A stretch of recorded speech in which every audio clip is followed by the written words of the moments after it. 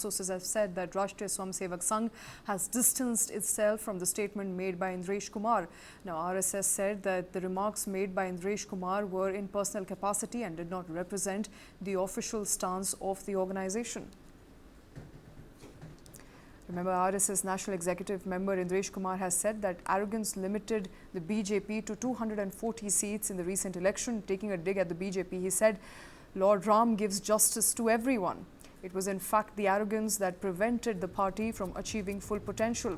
Indresh Kumar highlighted that those who initially showed devotion to Ram but later became arrogant were declared the largest party in 2024 Lok Sabha election but did not receive the full mandate they expected due to their hubris.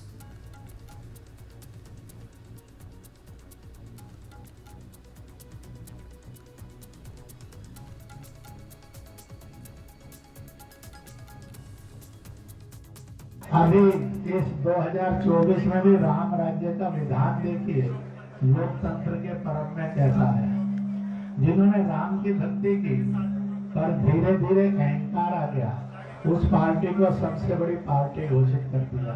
पर उसका और जो पूरा उसको मत मिलना चाहिए, जो शक्ति मिलनी चाहिए, वो भगवान ने अहंकार के कारण हुआ। जिन्होंने राम का विरोध किया उनमें से किसी को भी शक्ति नहीं थी, सब मिलकर भी नंबर 1 नहीं बने, नंबर 2 पर खड़े कर। इसलिए प्रभु का न्याय बड़ा विचित्र नहीं है, बड़ा सत्य है, बड़ा आनंददायक है। इसलिए जिस पार्टी ने भक्ति की, अहंकार आया, उसको 241 पर रोक दिया, पर सबसे बड़ी बना दी। जिनके अंदर राम की अनास्था थी, अश्रद्धा थी, और उनको सबको मिलकर 234 पर रोक दिया।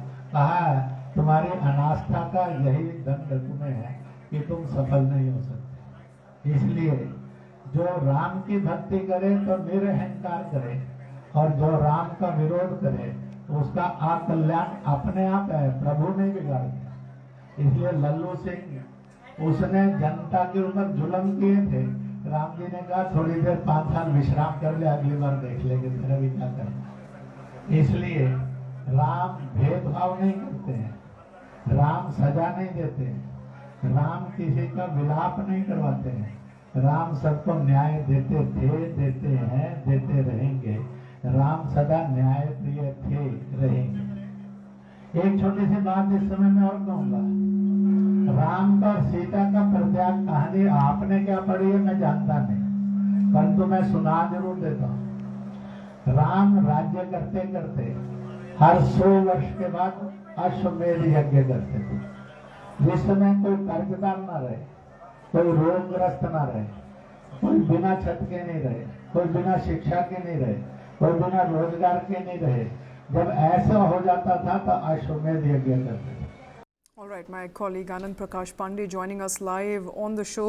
Anand, ऐसा लग रहा है कि पहले आरएसएस सरसंघचालक मोहन भागवत, अब इंद्रेश कुमार, जो दूरी है आरएसएस और बीजेपी के बीच वो बढ़ती जा रही है।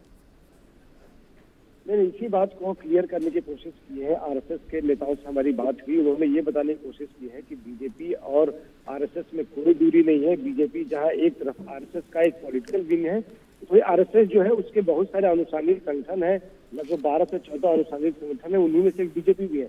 बीजेपी का जो काम है वो पॉलिटिकल विंग है, तो अपना काम करती है, और बीजेपी और आरएसएस के बीच में वैचारिक स्तर पर कोई दूरी नहीं है। दरअसल इंद्रेश कुमार के बयान के बाद बीजेपी की भी किरकिरी हो रही थी और आरएसएस की भी किरकिरी हो रही थी, और ऐसा एक मैसेज जा रहा था कि कहीं न कहीं जो बीजेपी की कम सीट है, 240 सीटों पर बीजेपी समझ गई है।